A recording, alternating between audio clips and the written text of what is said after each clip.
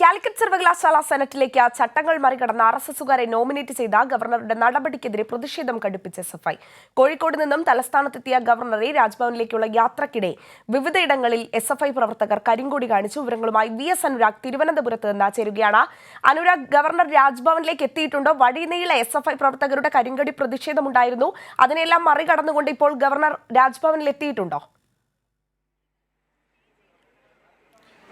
Governor അല്പസമയം മുൻപാണ് രാജ്ഭവനിലേക്ക് എത്തിയത്. അഞ്ജന സൂചിപ്പിച്ചതുപോലെ തന്നെ കനത്ത സുരക്ഷ പോലീസ് ഇരുവശങ്ങളിലും, റോഡിൻ്റെ ഇരുവശങ്ങളിലും, അതിനൊപ്പം തന്നെ അകമ്പടി വാഹനങ്ങളായും ഗവർണർക്ക് നൽകിയിട്ടുണ്ടായിരുന്നു. പക്ഷേ അതിനൊക്കെ ഭേദിച്ചുകൊണ്ട് എസ്എഫ്ഐ പ്രവർത്തകർ കൃത്യമായി പ്രതിഷേധം നടത്തി എന്നുള്ളത് തന്നെയാണ് എടുത്തു പറയേണ്ട കാര്യം. വഴിനീളെ പാളയത്തും ജനറൽ ആശുപത്രി പരിസരത്തും കേരള സർവകലാശാല ആസ്ഥാനം എത്തുന്നതിന് മുമ്പ് അടക്കം എല്ലായിടങ്ങളിലും കരിങ്കൊടി കാട്ടി. മാനവീയ വീതിയിലടക്കം വലിയ രീതിയിലുള്ള പ്രതിഷേധം അദ്ദേഹം നേരിടേണ്ടി വന്നു. കൃത്യമായി ഉള്ള ഒരു ആവശ്യം തന്നെയാണ് എസ്എഫ്ഐ പറയുന്നത്. കാരണം സെനറ്റിലേക്ക് സംഘപരിവാറുകാരെ തിരികാൻ കാട്ടിയ ആ ഒരു നിലപാട് അത് മാറ്റണമെന്നുള്ളത് തന്നെയാണ് ഏറ്റവും പ്രധാനപ്പെട്ട ആവശ്യം. ആ നിലപാട് തിരുത്തുന്നത് വരെ പ്രതിഷേധം തുടരും എന്നുള്ള കാര്യം തന്നെയാണ് എസ്എഫ്ഐ പറഞ്ഞത്. നേരത്തെ എസ്എഫ്ഐ സംസ്ഥാന സെക്രട്ടറി ആർഷോ പറഞ്ഞതുപോലെ ഒരു ഇഞ്ച് പുറകോട്ടില്ല എന്നുള്ള നിലപാട് തന്നെയാണ് എസ്എഫ്ഐ സ്വീകരിക്കുന്നത്. അതിൻ്റെ ബാക്കി പത്രം തന്നെയാണ് തലസ്ഥാനം അല്പസമയം മുൻപ് ഗവർണർ കടന്നുപോയ വഴികളിലൊക്കെ കണ്ടത് എന്നുള്ളത് തന്നെയാണ്. വരും ദിവസങ്ങളിലും നേരത്തെ സൂചിപ്പിച്ചതുപോലെ ഈ രാത്രി കൊണ്ട് അവസാനിക്കുന്നതല്ല എസ്എഫ്ഐയുടെ ഈ പ്രതിഷേധം. വരും ദിവസങ്ങളിൽ ഗവർണർ സഞ്ചരിക്കുന്ന ഇടങ്ങളിലെല്ലാം ജനാധിപത്യ രീതിയിൽ തന്നെ പ്രതിഷേധിക്കാൻ തന്നെയാണ് എസ്എഫ്ഐ തീരുമാനിച്ചിരിക്കുന്നത്. നേരത്തെ വൈകിട്ട് രാജ്ഭവനിലേക്ക് ഡിവൈഎഫ്ഐ മാർച്ച് നടത്തിയിട്ടുണ്ടായിരുന്നു. ഗവർണറുടെ കോലം കത്തിക്കുന്നു.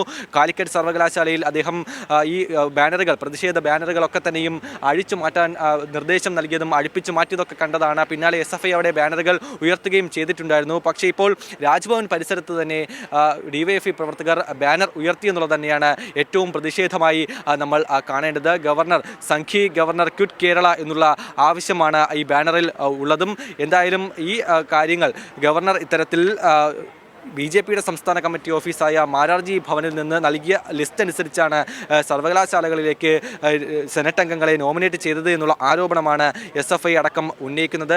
അതിലെന്തായാലും കൃത്യമായ മറുപടി ഗവർണർ നൽകുന്നില്ല. ഒരു ഘട്ടത്തിലും മാധ്യമപ്രവർത്തകരുടെ ചോദ്യങ്ങൾക്ക് അതിനുള്ള മറുപടി എന്തായാലും ഗവർണർ നൽകുന്നില്ല. ചോദ്യങ്ങൾക്കെല്ലാം ക്ഷുഭിതനായിക്കൊണ്ടുള്ള മറുപടി. മാത്രമല്ല മാധ്യമപ്രവർത്തകരോട് ആക്രോശിക്കുന്നു, അവരോട് ഗെറ്റ് ലോസ്റ്റ് എന്ന് പറയുന്നു.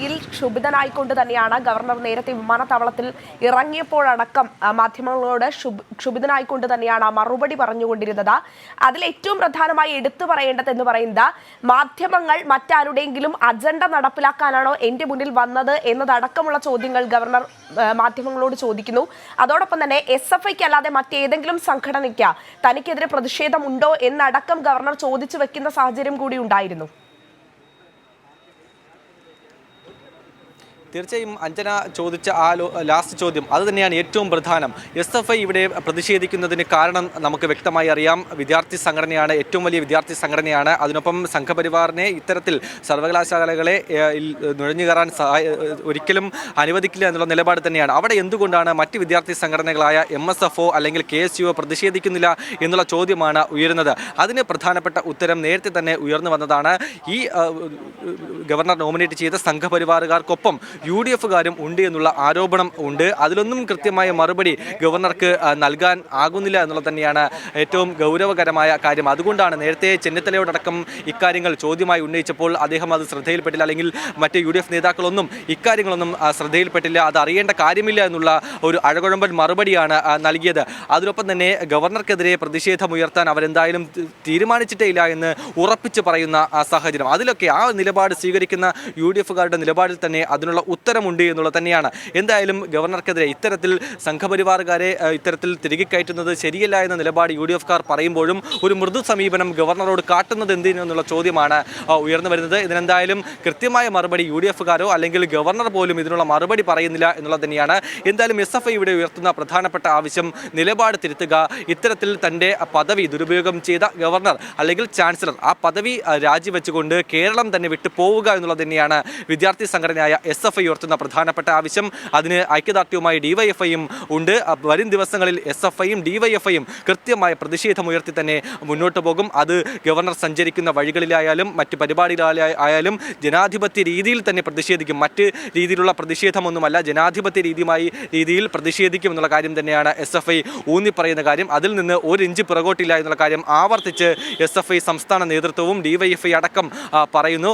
എന്തായാലും ആ കാര്യത്തിൽ നിന്ന് പുറകോട്ടില്ല. ഇതിൽ എന്ത് നിലപാട് ഗവർണർ സ്വീകരിക്കും എന്നുള്ളത് തന്നെയാണ്. ഇതിലൊന്നും കൃത്യമായ മറുപടി BJP നേതാക്കൾ പോലും പറയുന്നില്ല എന്നുള്ളതാണ്. BJPയുടെ സംസ്ഥാന കമ്മിറ്റി ഓഫീസിൽ നിന്നാണ് ഈ ലിസ്റ്റുകൾ നൽകിയത് എന്നുള്ളതാണ് പ്രധാനപ്പെട്ട ആരോപണം. അതിന് പറയുന്ന ഒരു പ്രധാനപ്പെട്ട കാര്യം, വിദ്യാർത്ഥികളുടെ ഏതെങ്കിലും തരത്തിലുള്ള വിവരങ്ങളാണെങ്കിൽ ഗവർണർക്ക് അത് ഇത്തരത്തിൽ ശേഖരിക്കാനുള്ള ഒരു സംവിധാനമുണ്ട്. പക്ഷേ അതിന് പുറത്തുള്ള സംഘപരിവാറുകാരുടെ പേര് വിവരങ്ങൾ എങ്ങനെ ലഭിച്ചു എന്നുള്ളതാണ് ചോദ്യം. അവിടെയാണ് കൃത്യമായി മാരാർജി ഭവനിൽ നിന്നാണ് ഈ ലിസ്റ്റ് ഗവർണർക്ക് നൽകുന്നത്. ആ ലിസ്റ്റ് ഗവർണർ കൃത്യമായി തന്നെ അത് നടപ്പിലാക്കുകയും ചെയ്തു എന്നുള്ളതാണ് ഏറ്റവും ഗൗരവതരമായ കാര്യം. എന്തായാലും ഒരിക്കലും സംഭവിക്കാൻ പാടില്ലാത്ത കാര്യം. വിദ്യാഭ്യാസ മേഖലയെ പോലും ഇത്തരത്തിൽ കാവ്യവൽക്കരിക്കാൻ ശ്രമിക്കുന്നു. അതിനൊപ്പം തന്നെ കേരളത്തെ തന്നെ അടച്ചാക്ഷേപിക്കാൻ ശ്രമിക്കുന്നു. കണ്ണൂരിനെതിരെ നടത്തിയ പരാമർശം നമ്മൾ കണ്ടതാണ്. അതിനൊപ്പം കേരളത്തിലാകെ ക്രമസമാധാന പ്രശ്നമുണ്ട്, രാഷ്ട്രപതി ഭരണം വരണമെന്നുള്ള കാര്യം ആവശ്യപ്പെടുന്നു. അതിൻ്റെ ഭാഗമായി നേരത്തെ പ്രതിഷേധക്കാരുടെ ഇടയിലേക്ക് ഇത്രയും സുരക്ഷാ മാനദണ്ഡങ്ങൾ ഉള്ള ഒരാൾ ഈ പ്രതിഷേധക്കാരുടെ ഇടയിലേക്ക് ഇറങ്ങിച്ചെല്ലുന്ന സാഹചര്യം, അതിനൊപ്പം അവിടെ ഒന്നും നടന്നില്ല എന്ന് കണ്ടതുകൊണ്ട് ഇന്ന് കോഴിക്കോട് മിഠായി തെരുവിലേക്ക് ഇറങ്ങി നടക്കുന്നു. അവിടെയൊന്നും പ്രതിഷേധക്കാരെ കണ്ടില്ലല്ലോ എന്നുള്ളതാണ് അദ്ദേഹത്തിൻ്റെ പരിഹാസത്തോടെയുള്ള ചോദ്യം. പക്ഷേ അതിനുള്ള കൃത്യമായ മറുപടി, സർവകലാശാലകളിൽ പ്രതിഷേധിക്കും, അദ്ദേഹത്തിൻ്റെ മറ്റു വഴികളിലേക്ക് പ്രതിഷേധം നീട്ടും, സർവകലാശാലകളിൽ അദ്ദേഹത്തെ കാലുകുത്താൻ അനുവദിക്കില്ല എന്നുള്ളതാണ് SFIയുടെ പ്രധാനപ്പെട്ട സമരവാക്യം. അല്ലാതെ ഇത്തരത്തിലുള്ള എക്സ്കർഷൻ പോകുമ്പോൾ, മിഠായി തെരുവിലേക്ക് സന്ദർശനത്തിന് പോകുമ്പോൾ അദ്ദേഹത്തെ കാലുകുത്താൻ അനുവദിക്കില്ല എന്ന് ഒരു SFI പറഞ്ഞിട്ടില്ല. അതുതന്നെയാണ് ഏറ്റവും വലിയ മറുപടി. എന്തായാലും ആ രീതിയിൽ ക്രമസമാധാന പ്രശ്നം കേരളത്തിലില്ല എന്നുള്ളത് അദ്ദേഹത്തിൻ്റെ ഈ ഒരു നടത്തത്തിലൂടെ തന്നെ വ്യക്തമായിട്ടുണ്ട്. ജനാധിപത്യ ബോധമുള്ളവരാണ് കേരളത്തിലെ ജനങ്ങൾ എന്നുള്ള കാര്യം വ്യക്തമാണ്. കണ്ണൂരിനെതിരെ നടത്തിയ പരാമർശം അത് എന്തായാലും നേരത്തെ DYFIയുടെ കേന്ദ്ര കമ്മിറ്റി അംഗമായ ഷിജു ഖാൻ പറഞ്ഞതുപോലെ ജനാധിപത്യ രീതിയിലുള്ള കടുത്ത ശിക്ഷ അദ്ദേഹത്തിന് നേരിടേണ്ടി വരുമെന്നുള്ളതാണ് DYFI ഉയർത്തിക്കാട്ടുന്ന പ്രധാനപ്പെട്ട കാര്യം. എന്തായാലും ഈ കാര്യത്തിൽ നിലപാട് തിരുത്തുന്നതുവരെ SFIയും DYFIയും പ്രതിഷേധവുമായി മുന്നോട്ട് പോകാൻ തന്നെയാണ് തീരുമാനിച്ചിരിക്കുന്നത്. ഇന്നൊരു രാത്രി കൊണ്ടോ അല്ലെങ്കിൽ നാളെ ഒരു പകൽ കൊണ്ടോ അല്ലെങ്കിൽ കഴിഞ്ഞ ദിവസങ്ങളിൽ കാലിക്കറ്റ് കോഴിക്കോട് പരിസരത്ത് കണ്ടതുപോലെ ഉള്ള ആ ദിവസങ്ങളിൽ മാത്രം തീരുന്നതല്ല ഈ പ്രതിഷേധം. അദ്ദേഹം സ്വീകരിച്ച ഈ നിലപാട്, സംഘപരിവാറുകാരെ ഉന്നത വിദ്യാഭ്യാസ മേഖലയിലേക്ക് ഇത്തരത്തിൽ തിരികെ കയറ്റാൻ കാണിച്ച ഈ ഒരു നിലപാട്, അത് വരെ പ്രതിഷേധവും സമരവും കടുപ്പിക്കുമെന്നുള്ള കാര്യം തന്നെയാണ് SFI സംസ്ഥാന നേതൃത്വം വ്യക്തമാക്കി വയ്ക്കുന്നത്. അതനുസരിച്ചുള്ള പ്രതിഷേധം തന്നെയാണ് അദ്ദേഹം കടന്നു വന്ന തലസ്ഥാനത്തെ വഴികളിൽ അടക്കം കണ്ടത് എന്നുള്ളതാണ് ഏറ്റവും പ്രധാനപ്പെട്ട കാര്യം. ശരി, VS അനുരാഗാണ് രാജ്ഭവനിൽ മുന്നിൽ നിന്നുകൊണ്ട് വിവരങ്ങൾ നൽകിയത്.